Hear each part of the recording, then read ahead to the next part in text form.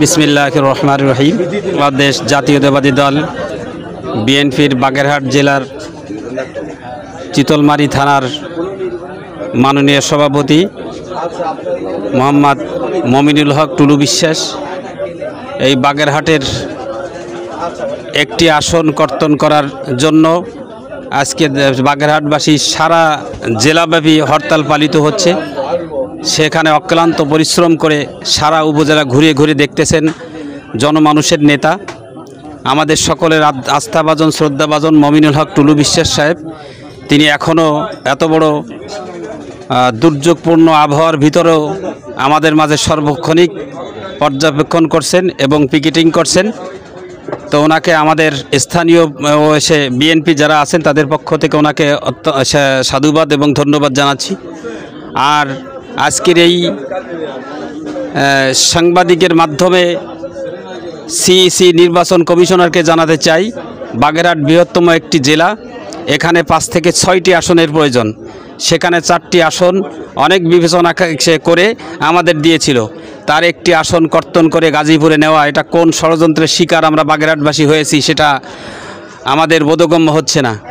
তাই আমরা আজকের এই হরতালের মাধ্যমে সিইসিকে এই অ্যালার্ট করতে চাই, জানিয়ে দিতে চাই আমাদের দাবি 4টি আসন বহাল থাকবে, আর তাই যদি না থাকে একটি আসন যদি কর্তন করা হয় তাহলে জোর আন্দোলনের মাধ্যমে বাগেরহাটকে আমরা বিচ্ছিন্ন করে রাখার চেষ্টা করব এবং যতক্ষণ না পর্যন্ত আমাদের দাবি আদায় না হবে ততক্ষণ পর্যন্ত বাগেরহাট থেকে সারা বাংলাদেশ থেকে আমরা বিচ্ছিন্ন করে রাখব। বাগেরহাটবাসী অত্যন্ত জেদি এবং তারা হরতাল অবরোধ পালন করার জন্য অত্যন্ত পারদর্শী। অতএব এই দুর্যোগপূর্ণ ডিস্ট্রিক্ট বাংলাদেশের ভিতরে শরণখোলা মোড়লগঞ্জ অত্যন্ত ঝুঁকিপূর্ণ এলাকা, সেইটা বিবেচনা করে আমাদেরকে 4টি আসন দিয়েছিলেন, আর তার একটি আসন কর্তন করা কোন ষড়যন্ত্রের শিকার আমরা হয়েছি। এই জন্য নির্বাচন কমিশন তথা সরকারের প্রতি আমাদের আবেদন যে আমাদের আসন 4টি বহাল থাকবে এবং শান্তি শৃঙ্খলার সাথে আমরা যেন বসবাস করতে পারি, আর আমরা অশান্তি সৃষ্টি দিকে আমরাও যেতে চাই না। অতএব যদি আমাদের এই দাবি বহাল না থাকে তাহলে আমরা সর্বস্তর আন্দোলন করে, আমাদের এটা দলীয় বিএনপির আন্দোলন নয়, সর্বদলীয় আন্দোলন এবং সাধারণ জনগণ যারা বাগেরহাটে বসবাস করে সকলেরই প্রাণের দাবি আমাদের এই 4টি আসন বহাল থাকুক।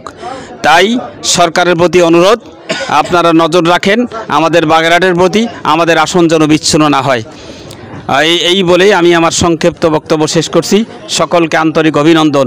আর একটি দাবি করতেছি যে আজকের যে হরতাল সূচনামূলক, আগামীকালকে আমাদের বিক্ষোভ মিছিল আছে, আর এরপরে যদি আমাদের সে দাবি দেওয়া পালন না করা হয় তা আগামী দিন পরে সোমবার থেকে কঠোর অবরোধ এবং হরতাল পালনের জন্য আমরা সবাই প্রস্তুত আছি। সকলকে আন্তরিক ধন্যবাদ।